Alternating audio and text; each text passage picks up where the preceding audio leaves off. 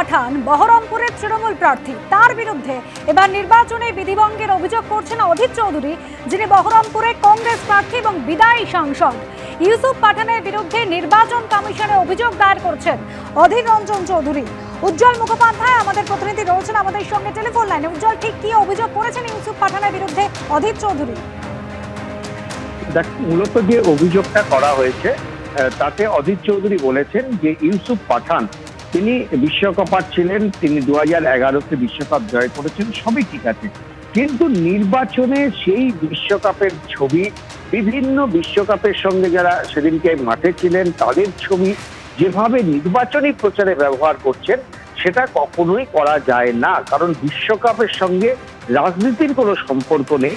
কোনো একজন বিশ্বকাপার তিনি নির্বাচনে প্রার্থী হতে পারেন, কিন্তু তার মানে এটা নয় যে সমস্ত বিশ্বকাপের যারা ছিলেন বা যারা খেলেছিলেন, সচিন তেন্ডুলকার থেকে শুরু করে প্রত্যেকে সকলেই হচ্ছে একেবারে বিজেপির সঙ্গে, তৃণমূল কংগ্রেসের সঙ্গে যুক্ত।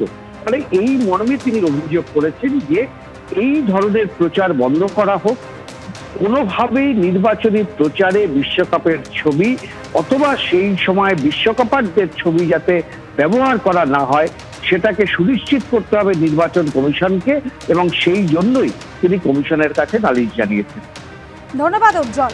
2011 বিশ্বকাপ জয়ের ছবি ভোটের প্রচারে ব্যবহারের অভিযোগ বহরমপুরের তৃণমূল প্রার্থী ইউসুফ পাঠান, তার বিরুদ্ধে নির্বাচন কমিশনে অভিযোগ কংগ্রেস প্রার্থী অধীর চৌধুরী। ইউসুফ পাঠানের বিরুদ্ধে নির্বাচনে বিধিভঙ্গের অভিযোগ তুলছেন এবার অধীর রঞ্জন চৌধুরী। ইউসুফ পাঠানের বিরুদ্ধে ইতিমধ্যে নির্বাচন কমিশনে অভিযোগ জানাচ্ছেন অধীর রঞ্জন চৌধুরী। তিনি বলছেন 2011 বিশ্বকাপ জয়ের ছবি ভোটের প্রচারে ব্যবহার করেছেন, এই অভিযোগ আনছেন। জাতীয় জয়কে তার নিজের জয় দেখাচ্ছে, এটা তো ন্যাশনাল ভিক্টরি আমাদের।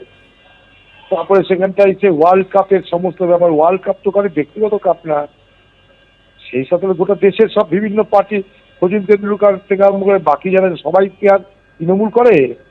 এটা তো কোনো পার্টির সিম্বল হতে পারে না। কাপটা দেশের সিম্বল, দেশের সিম্বলকে পার্টির সিম্বল করে একটা অদ্ভুত ধরনের প্রচার চলছে। সেটা যেমন যা যা কোড অফ কন্ডাক্টে পড়ে তার বিরুদ্ধে হয়তো আমাদের তরফ থেকে তার বিরুদ্ধে জানাতে তো হবেই, সেটাই জানানো হচ্ছে।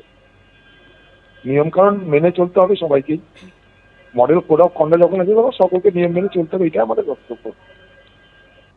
এবার নজরে বসিরহাট কেন্দ্র। প্রধানমন্ত্রী নরেন্দ্র মোদীর ফোনের পরে বিতর্ক দূরে সরিয়ে রেখা পাত্রকে ঘিরে উচ্ছ্বাসে ভাসল সন্দেশখালী।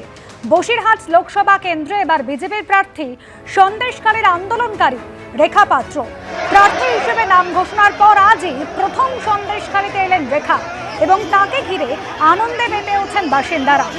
অত্যাচার নির্যাতনের অভিযোগে বিক্ষোভের আগুন দেখেছে সন্দেশখালী, আর এবার সেখানে আন্দোলনকারী প্রার্থীকে নিয়ে উচ্ছ্বাসের ঢেউ।